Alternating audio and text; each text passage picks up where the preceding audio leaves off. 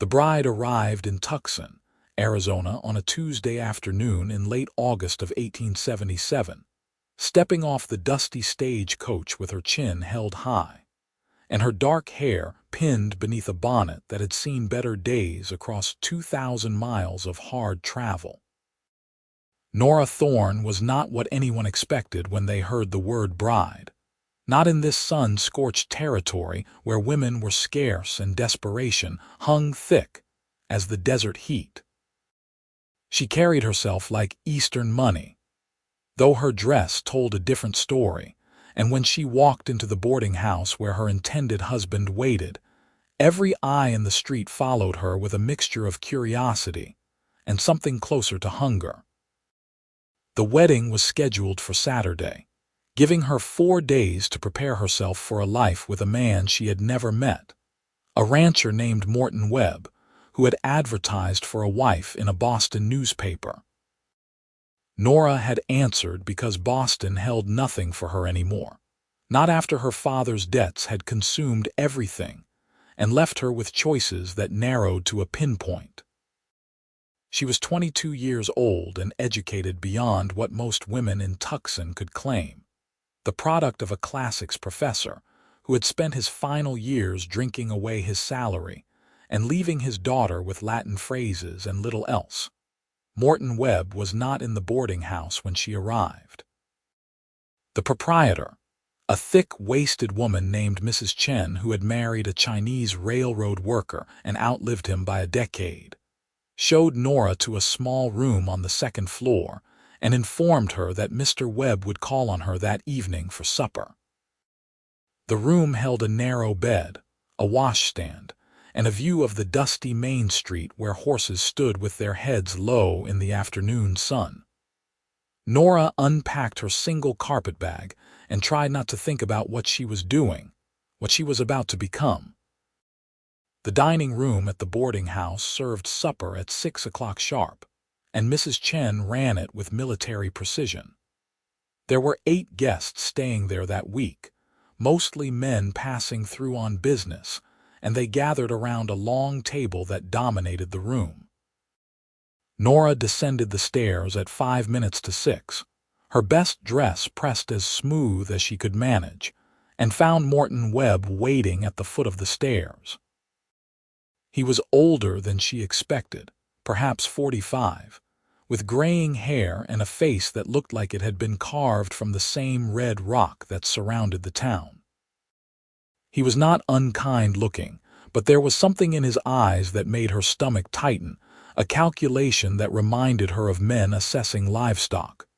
He took her hand and pressed his lips to it, and his mustache scratched against her skin. "Miss Thorne," he said, his voice rough as gravel. "I trust your journey was not too difficult." "It was long," Nora said, withdrawing her hand as politely as she could, "but I am here now." "Indeed you are." He offered his arm, and she took it because there was nothing else to do. They entered the dining room together, and she felt the weight of every gaze in the room settle on her shoulders like a physical thing. Mrs. Chen had prepared roasted chicken with potatoes and carrots. Simple fare, but well made. Nora found herself seated at Morton's right hand, with the other boarders arranged down the length of the table. Most of them were merchants or cattle buyers, men with dust in their clothes and business on their minds. But at the far end of the table, partially hidden in the shadows cast by the oil lamps, sat a cowboy who looked different from the others. He was younger, perhaps 25 or 26, with dark hair that curled slightly at his collar and eyes that were startlingly blue even in the dim light. His clothes were worn but clean, and he wore his gun belt with the casual ease of someone who had been carrying it most of his life. His name, she would learn later, was Elijah Ellis, and he worked for a ranch north of town, bringing cattle to market and taking on odd jobs when the ranch work was slow.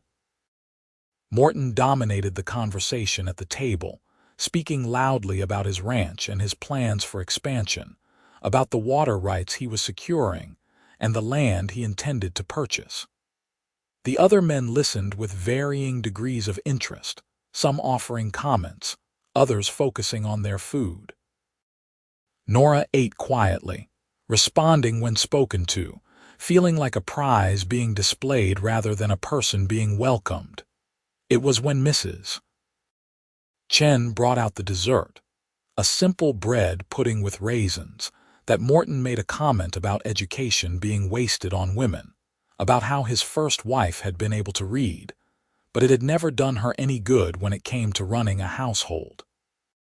Something in Nora snapped, some small rebellion that she had been holding back since she stepped off that stagecoach. "Veritas vas liberabit," she said, her voice clear in the suddenly quiet room. The table fell silent. Morton turned to stare at her, his fork suspended halfway to his mouth. "What did you say?" "It is Latin," Nora said, meeting his eyes. "It means the truth shall set you free. My father taught me. He believed that education was never wasted, regardless of who received it." Morton's face darkened. "I did not ask for a wife who would spout foreign nonsense at my table." "You asked for a wife," Nora said, and she could hear the edge in her own voice, the fear beneath it. "You did not specify what kind." The tension in the room was thick enough to cut. Several of the men looked uncomfortable, focusing very hard on their pudding. Mrs. Chen stood frozen in the doorway to the kitchen, her eyes wide. And at the far end of the table, the cowboy named Elijah Ellis was watching Nora with an expression she could not read. "We will discuss this later," Morton said, his voice low and dangerous. "In private." "Of course," Nora said, and she felt the moment closing around her like a trap. The meal ended shortly after that, the conversation stilted and uncomfortable. Morton excused himself, saying he had business to attend to in town and would call on her in the morning. Nora remained at the table after the others dispersed, pushing the remains of her pudding around her plate and trying to steady her breathing. She had just endangered her only option, her only escape from destitution, because she could not keep her mouth shut. "Quid est veritas?" a voice said from the end of the table. Nora looked up sharply. The cowboy was still there, leaning back in his chair with his thumbs hooked in his belt.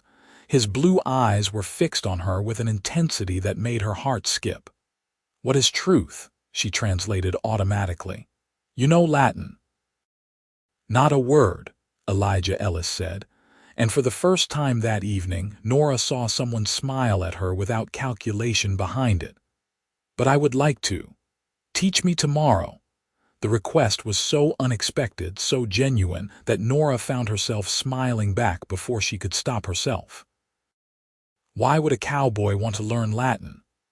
Why would a lady who speaks Latin come to Tucson to marry Morton Webb? He countered. The question hung in the air between them, honest and unflinching. Nora set down her fork and studied the man at the end of the table. There was something about him that reminded her of her father in his better days, a curiosity that looked beyond the surface of things, a willingness to ask questions that mattered. "Because I had no other choices," she said finally. "There are always other choices," Elijah said. "Some of them are just harder to see." "You always speak in philosophy?" Nora asked, but there was no sharpness in her tone. "Only when I meet someone worth having a real conversation with," he said. "Most folks around here just want to talk about cattle prices and water rights." Despite everything, despite the fear still churning in her stomach, Nora laughed. It was a small sound, quickly stifled, but it felt like the first honest thing she had done since arriving in Arizona. "I suppose I could teach you some Latin, though I am not sure what use it would be to you." "Maybe no use at all," Elijah admitted. "But I have always figured that learning something new is never a waste, no matter what it is. My mother taught me to read when I was small, and my father thought it was foolishness for a boy who would spend his life working cattle. But she insisted, and I am grateful for it every day." "Where is your mother now?" Nora asked. passed on 5 years ago," Elijah said, and there was a shadow in his eyes. "Fever took her quick. My father followed her 6 months later. I think he just did not want to be here without her." "I am sorry," Nora said, and she meant it. "Life out here is hard," Elijah said, "but there is beauty in it too if you know where to look.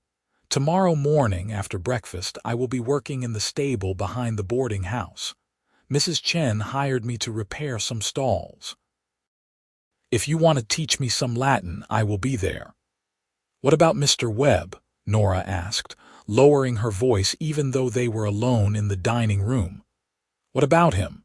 Elijah asked, and there was something in his voice that sounded like a challenge. "He is expecting to marry me on Saturday." "That gives you 4 days," Elijah said. "A lot can happen in 4 days." He stood up, unfolding his long frame from the chair, and tipped his hat to her. "Good night, Miss Thorne. I hope to see you in the morning." He left before she could respond, his boots echoing on the wooden floor.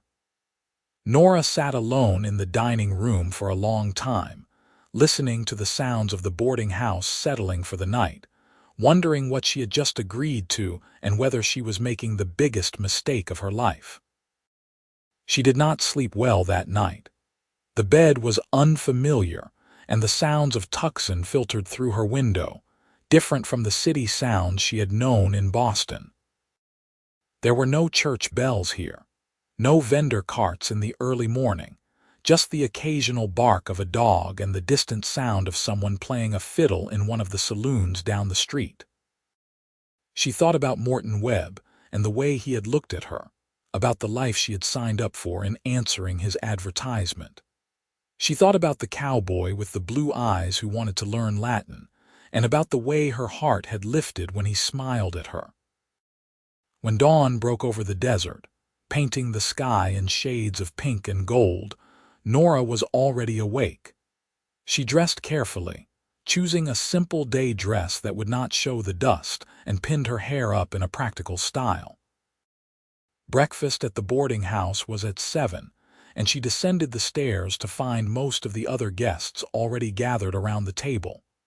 Morton was not there, which was both a relief and a worry. Elijah sat at the far end again, and he nodded to her when she entered. Mrs. Chen served cornbread and fried eggs with strong coffee that tasted like it could strip paint. The conversation was muted, most of the men still waking up, and Nora ate quickly. When she finished, she caught Elijah's eye and saw him give a slight nod toward the back door. She waited a few minutes, not wanting to be obvious, then excused herself and made her way through the kitchen to the rear of the building. The stable was a modest structure, 3 stalls and a small tack room, with a paddock stretching out behind it where a few horses grazed in the morning sun. Elijah was already there, examining a broken board in one of the stall doors. He looked up when she approached, and that smile appeared again, the one that made something flutter in her chest. "You came," he said, as if he had been genuinely uncertain. "I said I would," Nora replied. "Though I am still not sure why you want to learn Latin." "Maybe I just wanted an excuse to talk to you," Elijah said, and there was no artifice in his voice, just simple honesty. Nora felt heat rise in her cheeks. "That is very forward of you, Mr. Ellis." "Elijah," he corrected. "And yes, I suppose it is. But I figure we do not have time for dancing around things. You are supposed to marry Morton Webb in 4 days, and I think that would be a terrible mistake." "You do not even know me," Nora said, but her heart was pounding. "I know you are educated and brave enough to travel 2,000 miles to make a new life," Elijah said. "I know you stand up for yourself even when it is not safe to do so. And I know that, when you quoted Latin last night, it was the most interesting thing that has happened in this town in months." "Mr. Webb did not find it interesting," Nora said. "Morton Webb would not find anything interesting unless it was making him money," Elijah said bluntly. "He is a hard man, Miss Thorne. His first wife was a good woman, kind and gentle, and he worked her into an early grave. His ranch is successful because he never stops, never rests, and he expects everyone around him to do the same. "Why are you telling me this?" Nora asked, though she thought she knew. "Because I think you deserve better," Elijah said. "And because I would like the chance to show you that there are other options out here, even if they are not as secure or as comfortable." "Are you proposing an alternative?" Nora asked, trying to keep her voice steady. "I am proposing that you take these 4 days to think about what you really want," Elijah said, "and that you let me teach you about this place while you teach me Latin. After that, you can make your decision with all the information." It was madness. It was dangerous. Morton Webb was her only practical option, her only guarantee of security. But when Nora looked at Elijah Ellis standing in the morning sun with sawdust on his shirt and hope in his eyes, she found herself nodding. "All right," she said. "Where do we start?" "With the basics," Elijah said, grinning now. "How do I say hello in Latin?" "Salve," Nora said. "It is pronounced salve." "Salve," Elijah repeated, and his accent was rough but earnest. "What about goodbye, Vale?" Nora said. "Vale, Vale," Elijah said. "What about something more useful?" "Like thank you or please pass the beans." Nora laughed, and the sound felt good, felt real. "Gracias ago means thank you. I am not sure there is a classical Latin phrase for passing beans." "Well, that is a shame," Elijah said. "What about something like what you said last night?" "Something with meaning," Nora thought for a moment. "Amor vincit omnia, love conquers all." "Amor vincit omnia," Elijah repeated slowly. "That is beautiful. Do you believe it?" "I do not know," Nora admitted. "My father used to say it, but his life did not really prove it true. He loved my mother, but she died when I was young.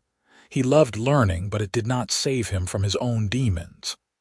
"Maybe it is not about conquering in the sense of winning," Elijah said thoughtfully. "Maybe it is about enduring. Love endures all things." "That is a generous interpretation," Nora said. "I am a generous person," Elijah said, and he was smiling again. "Now teach me something else, something practical." They spent the morning in the stable, with Elijah working on the repairs while Nora perched on a hay bale and taught him basic Latin phrases. He was a quick study, absorbing the words with genuine interest, asking questions about grammar and pronunciation that showed he was really listening. Between lessons, he told her about the land around Tucson, about the desert that looked barren but teemed with life if you knew how to see it, about the mountains that turned purple at sunset, and the storms that rolled in during monsoon season with lightning that split the sky. "I have a small piece of land," he told her as he hammered a new board into place. "About 10 miles north of town. It is not much, just a few acres with a creek that runs most of the year. I have been saving to build a proper house there, something more than the lined shack I am living in now. It is slow going on a cowboy's wages, but I get there a little bit each year." "What will you do with it when you have your house?" Nora asked. "Raise horses, maybe," Elijah said. "I have always had a way with them, and there is good money in breeding quality stock. It would be a hard life, especially at first, but it would be mine. Not working for someone else's dream, but building my own." There was something in his voice when he talked about his land, a passion that reminded Nora of how her father used to speak about ancient Rome, about Caesar and Cicero and the glory of the Republic. It was the sound of someone who had found their purpose, their calling. "It sounds wonderful," she said softly. "It could be," Elijah said, and he looked at her with those blue eyes that seemed to see straight through to her soul. "With the right person to share it with." Before Nora could respond, the sound of boots on the hard, packed earth made them both turn. Morton Webb was striding toward the stable, his face set in hard lines. Nora stood up quickly, brushing hay from her skirt, her heart suddenly racing for entirely different reasons. "Miss Thorne," Morton said, his voice cold. "I have been looking for you. I was told you were out here with Ellis." "Mr. Ellis was kind enough to allow me to sit in the shade while he worked," Nora said, keeping her voice level. "I was restless in my room." "I am sure," Morton said, but his tone suggested he believed nothing of the sort. He turned to Elijah. "Ellis, I did not know you were working for Mrs. Chen." "Just a day or two," Elijah said easily, "picking up extra work where I can find it." "I see." Morton's eyes narrowed. "Well, I need to speak with my intended bride, in private." "Of course," Elijah said, but Nora saw the tension in his shoulders, the way his hand moved almost imperceptibly closer to his gun belt. "Miss Thorne, thank you for the conversation. It was educational." "You are welcome, Mr. Ellis," Nora said, and she hoped he could hear the gratitude in her voice, the apology for what was about to happen. Morton took her arm, not gently, and steered her away from the stable toward the street. His fingers dug into her flesh hard enough to bruise, and Nora had to walk quickly to keep up with his longer stride. He did not speak until they were out of earshot, standing in the shade of a cottonwood tree at the edge of the boarding house property. "I will say this once," Morton said, his voice low and dangerous. "You are here to be my wife. That means you will conduct yourself with appropriate decorum. You will not spend time alone with other men. You will not make a spectacle of yourself with foreign languages and inappropriate opinions." "Is that clear?" "Perfectly clear," Nora said, lifting her chin even though her arm ached where he gripped it. "I am not a cruel man," Morton continued, "but I expect obedience. My first wife understood that eventually. I trust you will learn more quickly than she did." "And what happened to your first wife?" Nora asked, though Elijah had already told her. "She died," Morton said flatly. "Childbirth. It was unfortunate, but these things happen. She gave me 2 sons before she passed, so she fulfilled her duty." The coldness in his voice, the way he spoke about a woman he had been married to as if she were simply a function rather than a person, made Nora's blood run cold. She thought about spending the rest of her life with this man, bearing his children, living on his ranch under his control, and something inside her rebelled utterly. "I need time to think," she heard herself say. Morton's grip tightened. "Think about what? We have an agreement." "I paid for your passage. The wedding is in 4 days." "I know," Nora said. "But this is my life we are talking about. Surely you can give me a few days to prepare myself." "You have had weeks to prepare yourself," Morton said, "ever since you answered my advertisement." "Please," Nora said, and she hated the pleading in her voice, but she needed space, needed time. "Just a few days. I will not cause any trouble. I just need to adjust." Morton stared at her for a long moment, and Nora could see the calculation in his eyes, weighing the cost of pushing her now against the benefit of appearing reasonable. Finally, he released her arm. "4 days," he said. "You have until Saturday, and then you will be my wife and subject to my authority. Use the time wisely, Miss Thorne. There is nowhere else for you to go." He left her standing under the cottonwood tree, her arm throbbing and her mind racing. Morton was right about one thing. She had nowhere else to go. She had no money, no family, no prospects beyond this marriage. But as she stood there in the Arizona heat, watching dust devils dance in the street, she thought about Elijah's small piece of land with its creek and its dreams, and she wondered if there might be another way after all. The rest of the day passed in a haze.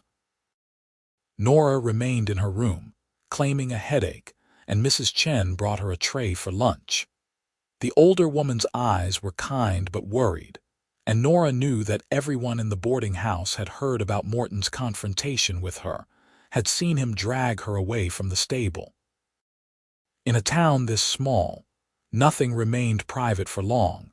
As the sun began to set, painting the desert in shades of amber and rust, there was a soft knock on her door. Nora opened it to find Mrs. Chen standing there with a folded piece of paper in her hand. "This came for you," the older woman said quietly. "The boy from the stable brought it around back." Nora took the paper, her fingers trembling slightly. "Thank you." Mrs. Chen hesitated, then said, "Morton Webb is not a kind man, Miss Thorne. My husband knew him before he passed. Webb works his people hard and cares little for anything but his ranch. You seem like a good woman, a smart woman. I hope you know what you are doing." "So do I," Nora whispered. When Mrs. Chen left, Nora unfolded the paper. The handwriting was rough but clear. "Meet me at the old mission at the edge of town when the moon rises. I want to show you something. E." Nora stood at her window, watching the sky darken from blue to purple to black, watching the first stars appear like scattered diamonds. The moon was nearly full, and it rose huge and orange over the eastern mountains, casting long shadows across the town. She knew it was dangerous to go, knew that if Morton found out it would be the end of any pretense of civility between them. But she also knew that if she did not go, if she did not at least see what Elijah wanted to show her, she would spend the rest of her life wondering what might have been. The mission was about a quarter-mile from the boarding house, the ruins of an old Spanish church that had been abandoned decades ago, when the priests moved on to other territories. Nora slipped out the back door, moving quietly through the shadows, grateful for the darkness that hid her passage. The night air was cooler than the day had been, but still warm, and she could hear coyotes singing in the distance. Elijah was waiting in the mission courtyard, sitting on a crumbling wall with his horse tethered nearby. He stood when he saw her, and even in the moonlight she could see the smile that lit his face. "You came," he said, and there was relief in his voice. "I almost did not," Nora admitted. "This is madness." "Maybe," Elijah agreed. "But sometimes a little madness is what we need to break free of the things trapping us. Come here. I want to show you something." He led her through the ruins to the back of the mission, where the old church opened onto a view of the desert stretching away to the mountains. The moonlight turned everything silver and black, and the stars were so thick overhead that Nora gasped despite herself. "I come here sometimes," Elijah said quietly, "when I need to think, or when the world feels too small. Out here, under all of this, it is hard to feel like your problems are insurmountable." "It is beautiful," Nora said, and she meant it. She had never seen stars like this in Boston, never seen so much sky. "This is what I wanted you to understand," Elijah said. "This place, this territory, it is harsh and it is hard. But it is also big enough for dreams, for second chances, for people to make something new out of nothing. You do not have to marry Morton Webb just because you came here to do so. You could build something else, something better." "With what?" Nora asked, and she could hear the desperation in her own voice. "I have no money, no prospects. I cannot just survive on hope and starlight." "No," Elijah agreed, "but you could survive on hard work and determination. I have that land I told you about. It is not much, but there is a line shack there and the creek runs clean. I have been saving to buy breeding stock, and I have enough now for a few good mares. In a year or two, maybe 3, I could have a real horse ranch going. It would not be easy and it would not be comfortable at first.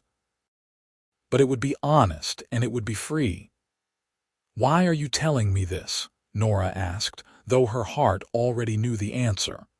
"Because from the moment you spoke Latin at that supper table, I have not been able to stop thinking about you," Elijah said simply.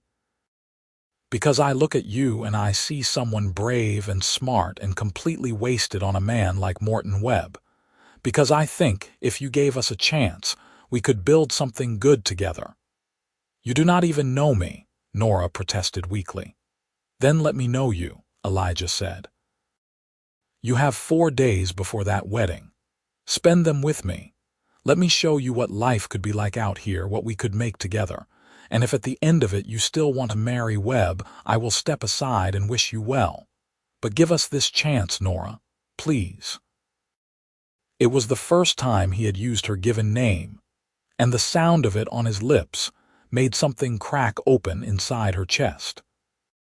She looked at this cowboy standing in the moonlight, this man who wanted to teach himself Latin and breed horses and build a life on a piece of land with a creek, and she felt something she had not felt since her father died. Hope. All right, she said. Show me. The smile that broke across Elijah's face was like the sun coming up. We will start tomorrow. I will take you out to the land so you can see it. But right now, teach me more Latin. Teach me something beautiful. So there, in the ruins of the old mission, under a sky full of stars, Nora taught Elijah poetry. She taught him lines from Virgil and Ovid about love and war and the founding of Rome. He stumbled over the syllables, laughed at his own mistakes, and listened with such focused attention that Nora felt seen in a way she had not since her father's best days. They talked about everything and nothing, about their pasts and their hopes, and when Elijah finally walked her back to the boarding house in the small hours of the morning, Nora felt like she had known him for years instead of days. Tomorrow, he promised at the back door. Meet me at the stable at dawn. Wear something you can ride in. I have never ridden a horse, Nora admitted. Then I will teach you, Elijah said. Fair trade for the Latin. He was gone before she could respond, disappearing into the shadows like a ghost. Nora crept back to her room and fell into bed, exhausted and exhilarated and terrified of what she was doing. But when she finally slept, she dreamed of stars and horses and a life that might be possible after all. Dawn came too quickly and not quickly enough. Nora dressed in her simplest dress and braided her hair tightly, then made her way down to the stable. Elijah was already there with 2 horses saddled and ready, a rangy bay gelding and a smaller mare with a gentle eye. This is Rosie, he said, indicating the mare. She is as calm as they come. She will take care of you. Learning to ride was harder than Nora expected and easier than she feared. Elijah was a patient teacher, showing her how to mount, how to hold the reins, how to move with the horse rather than against it. By the time they left the town limits, Nora was reasonably confident she would not fall off immediately. The ride north took 2 hours, and with every mile, Nora felt the weight of Tucson lifting from her shoulders. The desert was alive in the early morning, with rabbits bounding through the brush and hawks circling overhead. Elijah pointed out plants and told her their uses, showed her the tracks of deer and javelina in the dust, shared the knowledge his mother had taught him before she died. He spoke about the land with love and respect, and Nora found herself seeing it through his eyes, seeing the beauty beneath the harshness. His property sat in a small valley between 2 ridges of red rock, with the creek running through the center like a silver thread. The line shack was barely worthy of the name, just 4 walls and a roof with a stone fireplace and a single small window. But the land around it was peaceful, with cottonwood trees growing along the creek and good grass for grazing. Nora could see the potential in it, could imagine a real house here, a barn, corrals for horses. It is not much, Elijah said, suddenly uncertain, but it is mine. Well, almost mine. I have another year of payments to the bank, but they have been good about it. It is wonderful, Nora said honestly. I can see why you love it. They spent the day there, and Elijah showed her everything. He showed her where he planned to build the house, how he would divert water from the creek for irrigation, where the barn would go. He had it all mapped out in his mind, every detail planned and considered. They ate a simple lunch of bread and cheese that he had packed, sitting by the creek with their feet in the cold water, and talked about dreams. "What did you want to be?" Elijah asked her. "Before everything fell apart in Boston," Nora thought about it. "I wanted to teach," she said finally. "My father taught at the university, and I used to attend his lectures when I was young. I loved learning, loved the way knowledge could open up the world. I thought maybe I could teach at a girls' school, help other women get the education they deserved." "You still could," Elijah said. "There are schools in Tucson, and more starting up all the time as the territory grows. The women who teach are respected here, needed." "But they are not usually married women with families," Nora pointed out. "Some are," Elijah said. "But I was not suggesting you could only do one or the other. Maybe you could teach and also help me build this place. Maybe we could make something where both our dreams fit." It was such a radical idea, so different from the life Morton Webb was offering, that Nora almost could not process it. In Morton's world, she would be a wife and nothing else, her education an embarrassment, her independence crushed. In Elijah's vision, she could be herself and build a partnership rather than a hierarchy. "Why do you want this?" she asked him. "You could find any number of women who would not come with my complications, my lack of dowry, my inappropriate education." "Because I do not want any number of women," Elijah said, looking at her with those clear blue eyes. "I want you. I want someone who challenges me, who teaches me things, who sees the world in ways I never would have considered. I want a partner, not a servant." "And I think maybe you want the same thing." "I do," Nora whispered. "But I am afraid." "So am I," Elijah admitted. "I am terrified. This is all happening so fast, and I know it is crazy to feel this way about someone I have known for barely a day. But my mother used to say that when you know, you know. She said she knew she would marry my father 5 minutes after meeting him, and they had 30 good years together before she passed. Maybe some things do not need time. Maybe some things just are." They rode back to Tucson in the afternoon, the sun burning hot overhead, and Nora's mind was a whirlwind of possibility and fear. When they reached the edge of town, Elijah pulled his horse close to hers. "2 more days," he said. "Think about what you saw today. Think about what kind of life you want. I will be here, whatever you decide." That evening at supper, Morton Webb was at the table again, and he watched Nora with cold eyes. She was careful to be demure, to speak only when spoken to give him no reason for complaint. But when dessert was served and someone made a comment about the heat, Nora found herself saying, "Estus magnus est," before she could stop herself. The Latin slipped out naturally, and she saw Morton's face darken. But before he could say anything, Elijah's voice came from the end of the table. "The heat is great," he translated, his pronunciation careful. "That is correct, is it not, Miss Thorne?" Nora met his eyes and saw the mischief dancing there. "Exactly correct, Mr. Ellis. Your pronunciation is improving." "I have a good teacher," Elijah said. The moment passed, but Nora could feel Morton's anger simmering. After the meal, he cornered her in the hallway outside her room. "You are making a fool of me," he said, his voice barely above a whisper but vibrating with rage. "Carrying on with that cowboy, encouraging him."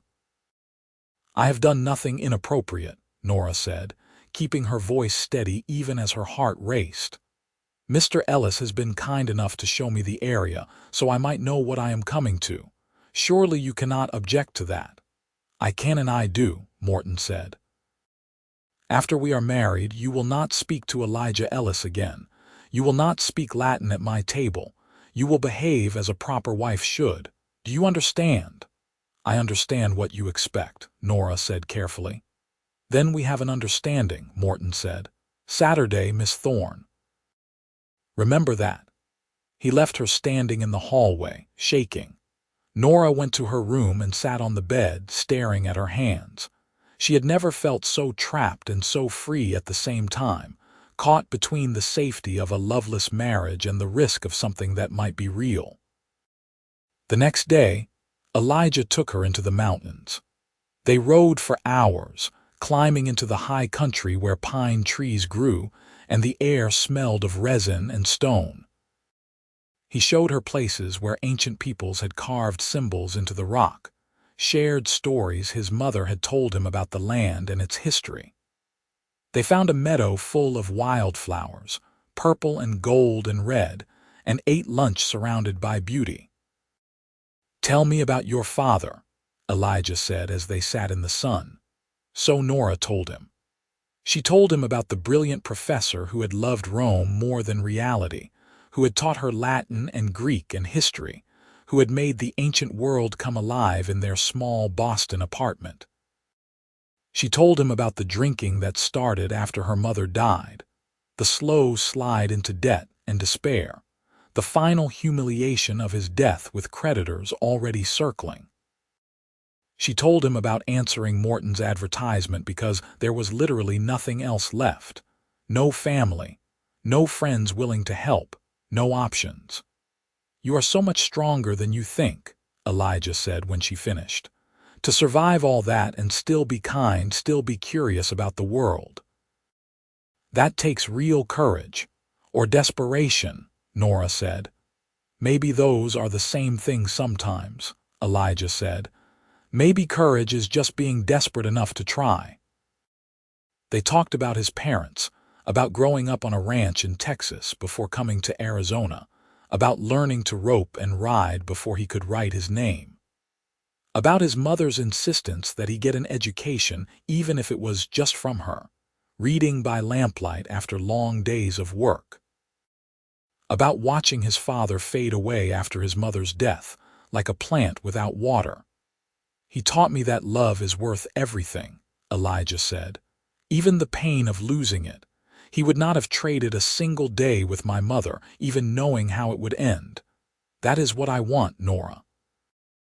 Not a comfortable arrangement, but something worth the risk." When they returned to Tucson that evening, Nora knew she had a decision to make. She had one day left before the wedding, one day to choose between security and possibility. That night, she barely slept, pacing her small room and weighing every option. Morton Webb could give her stability, a home, safety from destitution.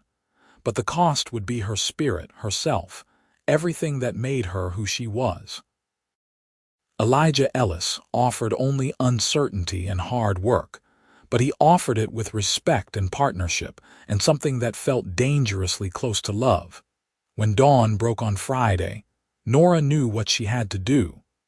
She dressed carefully, then went downstairs to find Mrs. Chen in the kitchen. "I need your help," Nora said quietly. The older woman looked at her for a long moment, then nodded. "I thought you might. What do you need?" "I need to send a message to Morton Webb. Tell him I cannot marry him. And I need to be gone from this boarding house before he receives it, because I do not think he will take it well." "No," Mrs. Chen agreed. "He will not. Where will you go?" "I have somewhere," Nora said, thinking of the line shack by the creek, of Elijah's small piece of land with its big dreams. "But I need a few hours head start." Mrs. Chen studied her, then smiled. "My husband used to say that the bravest thing a person can do is choose their own path, even when the safe road is right there. You remind me of him. Give me 2 hours. I will make sure Mr. Webb does not get your message until you are well away." "Thank you," Nora said, and she meant it with all her heart. She found Elijah at the stable, and when she told him her decision, he picked her up and spun her around, laughing with pure joy. They left within the hour, riding north with Nora's single carpetbag tied behind her saddle, and the whole wild territory stretched out before them. They pushed the horses hard, wanting to put distance between themselves and Tucson before Morton discovered Nora's defection. By the time they reached the line shack, the sun was high overhead and Nora was exhausted but exhilarated. Elijah helped her down from the horse, and for a moment they just stood there, looking at each other in the bright desert light. "Are you sure about this?" he asked, suddenly serious. "It is going to be hard. I cannot give you the life Webb could have. It will be years before we have a real house, before the ranch is profitable. You will have to work alongside me, and there will be times when we struggle." "I am sure," Nora said. "I would rather struggle with you than live comfortably in a cage." "Then we should probably make this official," Elijah said. He dropped to one knee right there in the dust, taking her hand. "Nora Thorne, will you marry me? Not because you have to, not because you have no other options, but because you want to build a life with me." "Yes," Nora said, and she was laughing and crying at the same time. "Yes, 1,000 times yes." They rode into Tucson that evening, careful to avoid the main street, and found the circuit preacher who traveled between the small settlements. He was a weathered man with kind eyes, and he agreed to marry them without questions, sensing perhaps that this was a matter of some urgency. With Mrs. Chen and her kitchen helper as witnesses, Nora Thorne became Nora Ellis in a ceremony that lasted 5 minutes and changed everything. They spent their wedding night in the line shack, and it was nothing like Nora had imagined a wedding night might be. There was no fancy bed or elegant room, just a rough mattress on a wooden frame and the sound of the creek outside. But when Elijah kissed her, when he loved her with a gentleness that made her throat ache, Nora felt more cherished than she ever had in her life. "Teach me something," Elijah murmured as they lay together afterward, the moonlight streaming through the small window. "Semper Fidelis," Nora whispered. "Always faithful." "Semper Fidelis," Elijah repeated. "I promise you that, Nora. Whatever comes, I will always be faithful to you and to what we are building together." The next weeks were a revelation. Nora learned to work in ways she had never imagined, hauling water from the creek, helping Elijah repair the line shack, learning to cook over an open fire. Her hands blistered and her back ached, but there was satisfaction in the work, in seeing the tangible results of their labor. Elijah taught her to ride properly, to handle a rifle for protection against snakes and coyotes, to read the weather in the sky. She taught him Latin every evening, and they worked their way through all the phrases and poetry she could remember from her father's lessons. Morton Webb came looking for her, of course. Elijah saw him riding up the valley one afternoon and went out to meet him while Nora waited in the shack, her heart pounding. She could hear their voices, Webb's angry and demanding, Elijah's calm and implacable. The conversation ended with Webb riding away, and Elijah came back to the shack with skinned knuckles and a grim expression. "He will not bother us again," was all he said, and Nora did not press for details. Word spread through Tucson about what had happened, and Nora expected censure, expected to be treated as a scandal. But the women of the town surprised her. Mrs. Chen told everyone who would listen about how brave Nora had been to choose her own path. Other women, women trapped in loveless marriages or struggling to make their way alone, looked at Nora with something like hope in their eyes. And when a small schoolhouse opened in town and needed a teacher, it was Mrs. Chen who suggested Nora for the position. Nora rode into Tucson twice a week to teach, and Elijah used those days to work the ranch, breaking horses and building corrals. Slowly, painfully slowly, they made progress. Elijah bought his first 2 brood mares, good solid stock with clean lines, and Nora helped him gentle them. The first time one of the mares foaled successfully, they stayed up all night watching, and when the gangly colt stumbled to its feet, they held each other and cried with joy at what they had created. The seasons turned, and their first winter in the line shack was brutal. Snow covered the valley for weeks, and they huddled together for warmth, grateful for the firewood they had stockpiled. Elijah shot a deer that fed them for a month, and Nora learned to make stew from almost nothing. They read to each other by firelight, Nora translating Latin texts and Elijah sharing the few books he owned, worn volumes of Shakespeare and the Bible. In the long, dark nights, they talked about everything, learning each other with an intimacy that went beyond physical. They fought, too, about money and work and the thousand small stresses of building a life from scratch, but they always came back to each other, always remembered what they were fighting for. Spring came like a benediction, with wildflowers carpeting the valley and the creek running high with snowmelt. Nora discovered she was pregnant in April, and the news filled them both with terror and joy. They had so little, and a baby would strain their resources even further. But Elijah built a proper cradle from cottonwood, carving it smooth so no splinter could hurt tender skin, and Nora sewed tiny clothes from flour sacks, and they prepared as best they could. Their son was born in November with Mrs. Chen attending as midwife and Elijah pacing outside until his boots wore a groove in the ground. They named him Marcus, after Marcus Aurelius, and when Nora placed the baby in Elijah's arms for the first time, she saw tears streaming down his face. "I will do better by him than my father did by me," Elijah promised. "He will have both parents, and he will have love, and he will have a legacy to be proud of." "He will have all of that," Nora agreed, "because we will give it to him together." Life with a baby was harder than either of them had imagined. The line shack felt impossibly small with a crying infant, and sleep became a luxury they barely remembered. But Marcus was healthy and strong, and watching him grow gave them new purpose. Nora had to stop teaching for a while, but she tutored students in the line shack, and the small income helped. Elijah's horses were gaining a reputation for quality, and he sold 3 yearlings for good money that first year. By Marcus's second birthday, they had saved enough to start building a real house.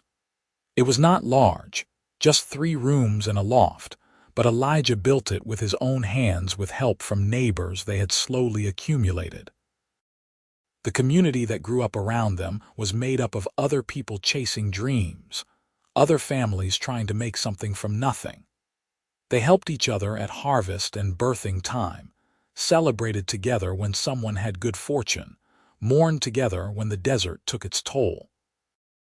Nora went back to teaching part-time, bringing Marcus with her to the schoolhouse where he played with the other children while she taught. She was a good teacher, patient and enthusiastic, and her students thrived under her instruction. Several of her female students went on to attend normal school and become teachers themselves, carrying forward the gift of education that Nora's father had given her. The horse ranch grew slowly but steadily. Elijah was breeding quality animals now, with a reputation that brought buyers from as far as California. They acquired more land, a few acres at a time, until their small valley was entirely theirs. They built a proper barn and corrals, bought a wagon, slowly accumulated the tools and equipment they needed. It was never easy, and there were lean years when drought threatened everything, but they survived together. Their daughter was born when Marcus was 4, and they named her Julia, after Julius Caesar. Elijah laughed at the name but loved it anyway, loved the way Nora insisted on giving their children names with history behind them. Julia was quiet where Marcus was boisterous, thoughtful where her brother was impulsive, and she took to learning like a duck to water. By the time she was 6, she was reading Latin texts with Nora, and Elijah joked that he had not 1 but 2 professors in his house now. The years passed in a rhythm of work and love and growth. Marcus grew tall and strong, with his father's way with horses and his mother's quick mind. Julia became a teacher herself, taking over the Tucson schoolhouse when Nora finally retired. They built another room onto the house, then another, until it was actually quite comfortable. The horse ranch was successful enough that they could hire help, giving Elijah time to serve on the territorial council, working to bring Arizona toward statehood. On their 20th anniversary, Elijah took Nora back to the old mission where he had first asked her to give them a chance. The ruins were more ruined now, time and weather taking their toll, but the view was still breathtaking. They sat on the same crumbling wall, watching the sunset paint the desert in impossible colors. "You remember what I taught you that first night?" Nora asked, her head resting on his shoulder. "Amor vincit omnia," Elijah said without hesitation. "Love conquers all, or love endures all." "We decided it was both." "We were right," Nora said. "It has endured everything. The hard times and the good times, the fears and the hopes. I would not change a single moment of it. Not even that first supper when Webb was so angry," Elijah teased. "Especially not that," Nora said. "Because if I had not spoken Latin that night, you would not have listened. You would not have said, 'Teach me tomorrow,' and none of this would have happened." "I would have found a way," Elijah said. "Somehow I would have found a way to you. Some things are just meant to be." They sat in comfortable silence as the stars began to appear, the same stars that had watched over them for 2 decades. The desert had not gotten any easier, but they had gotten stronger, had built something lasting from nothing but hope and hard work and a willingness to take a chance on each other. "Teach me something new," Elijah said, just like he had on that first night. Nora thought for a moment, then said, "Amor animi arbitrio sumiter non poniter." We choose to love, we do not choose to cease loving. "That is beautiful," Elijah said, "and true. I chose you that first night, Nora, and I choose you every day after. I will choose you every day for the rest of my life." "And I choose you," Nora said, "today and always, semper fidelis." "Semper fidelis," Elijah echoed. When they rode back to their ranch that night, the house was lit with lamps, and their children and grandchildren were waiting to celebrate with them. Marcus had brought his wife and their 2 sons. Julia had brought her husband and their daughter. The house was full of noise and love, and the continuation of everything Nora and Elijah had built together. As Nora stood in her kitchen, watching her family gather around the table they had built with their own hands, she thought about that desperate woman who had stepped off the stagecoach 20 years ago with nothing but a carpetbag and a head full of dead languages. She thought about how close she had come to accepting a life that would have slowly killed her spirit. And she thought about the cowboy who had listened when she spoke Latin, who had seen her not as a problem to be managed, but as a person to be cherished. The supper table was crowded that night, with children reaching across plates and conversation flowing like water.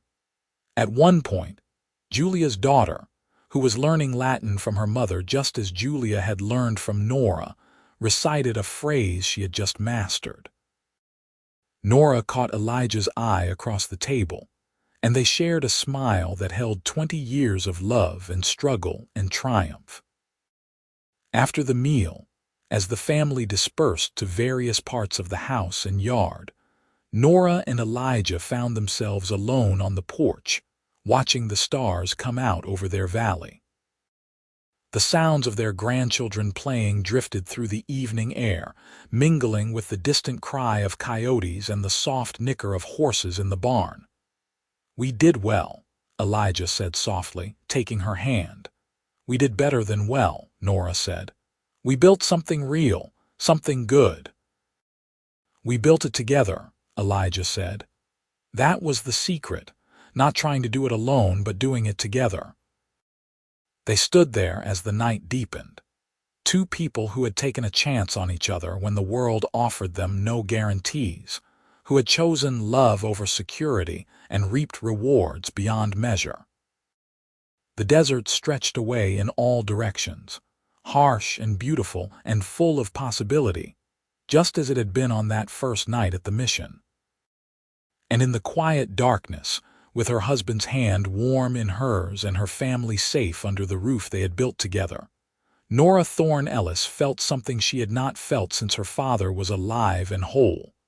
Complete, utter contentment. She had taught a cowboy Latin, and he had taught her to be brave. Together they had built a life that honored both their dreams, had raised children who would carry their legacy forward, had created something that would endure long after they were gone. "Teach me tomorrow," Elijah had said all those years ago, and Nora had spent 20 years teaching him, just as he had spent 20 years teaching her. They had taught each other about love and partnership, about resilience and hope, about building something lasting from nothing but faith in each other. And the lessons continued still, would continue as long as they both drew breath, because that was what love was, an endless process of learning and growing and choosing each other, day after day after day. As they finally turned to go inside, to rejoin their family and continue the celebration, Nora looked back at the stars one last time. Somewhere out there, she liked to think, her father was watching and approving. He had given her the gift of language, the key that had unlocked her future. And she had used it to find not just survival, but joy, not just security, but love. "Thank you," she whispered to the night, to her father's memory, to whatever fate or fortune had brought her to Tucson on that hot August day. "Thank you for all of it." Elijah's arm came around her shoulders, solid and warm and utterly dependable. "What are you thankful for?" "Everything," Nora said simply. "Absolutely everything." They went inside together, into the house full of light and love, into the life they had built word by word, day by day, with patience and partnership and unwavering faith in each other. The door closed behind them, shutting out the desert night, and inside the lamps burned bright, and the sound of family filled every corner with warmth. In the years that followed, Elijah and Nora continued to build their legacy. The horse ranch became one of the most respected in the territory, known for producing animals with both spirit and steadiness. Marcus took over the day-to-day operations as Elijah's joints stiffened with age, but the older man still spent his mornings in the barn, talking to the horses and passing on his knowledge to his grandsons. Julia's school in Tucson flourished, and she became an advocate for education throughout the territory, pushing for better funding and more teachers.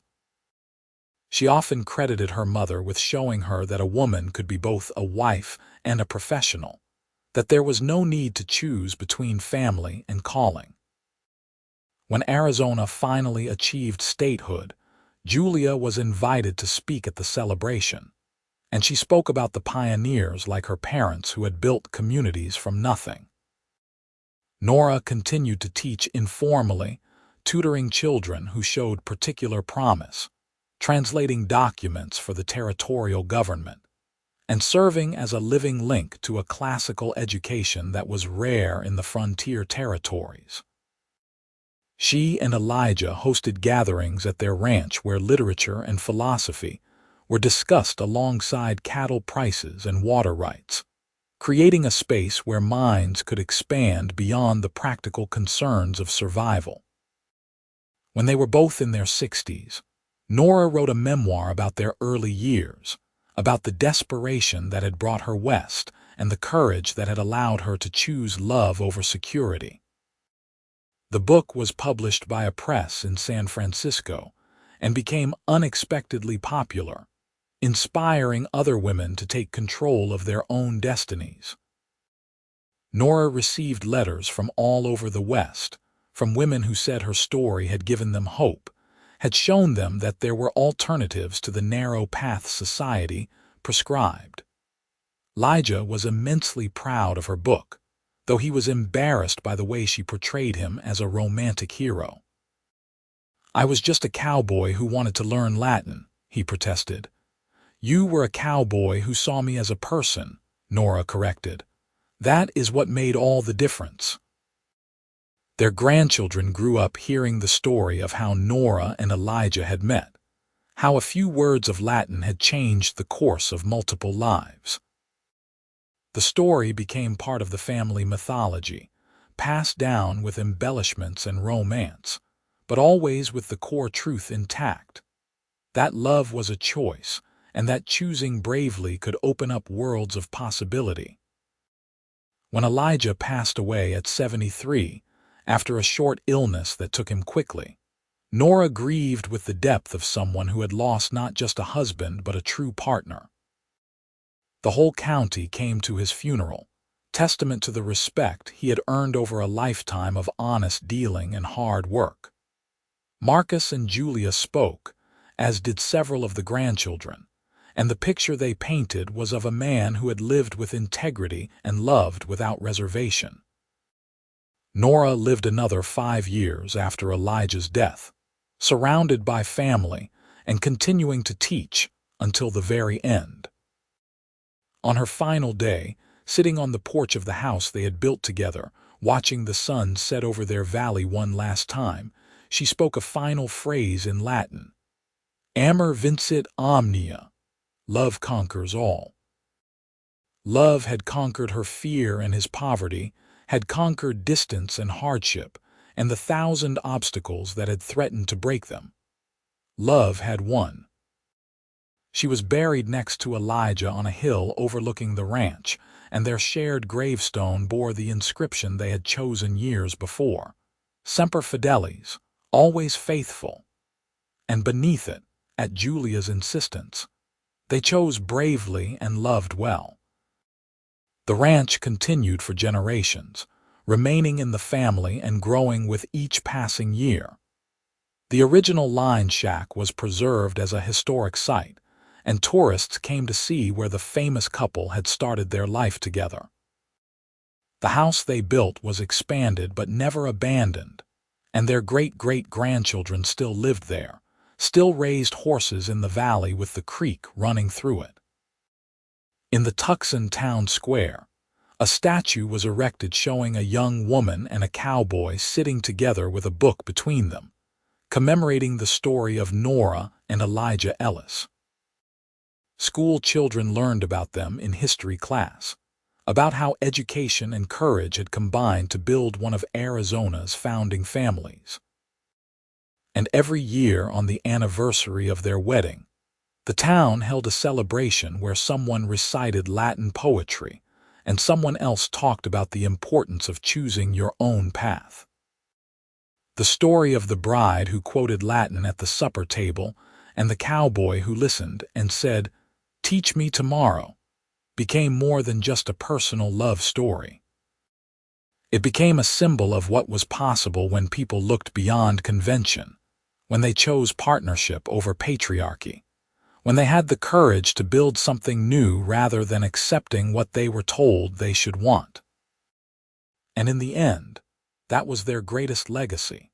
Not the ranch or the horses or even the children and grandchildren who carried their names forward, but the idea that love was not something that happened to you, but something you chose every day, with action and commitment and unwavering faith in each other. They had taught that lesson to everyone who knew them, had lived it so thoroughly that it became part of the fabric of their community. The desert that had seemed so harsh and unforgiving when Nora first arrived had become home, had become the backdrop for a love story that proved Amor vincit omnia was not just a pretty phrase but a lived truth. And somewhere in the stars above that valley, in the space between what was and what would be, two souls who had chosen bravely continued their conversation, teaching and learning from each other for all eternity, bound together by the words that had first brought them together and the love that had made those words real. The ranch house still stood strong decades later, weathered but solid, filled with the echoes of laughter and love and the steady accumulation of a life well lived. And on quiet evenings, when the wind blew just right through the cottonwood trees along the creek, those who lived there swore they could hear voices speaking softly in Latin, teaching and learning and choosing each other, over and over again, forever.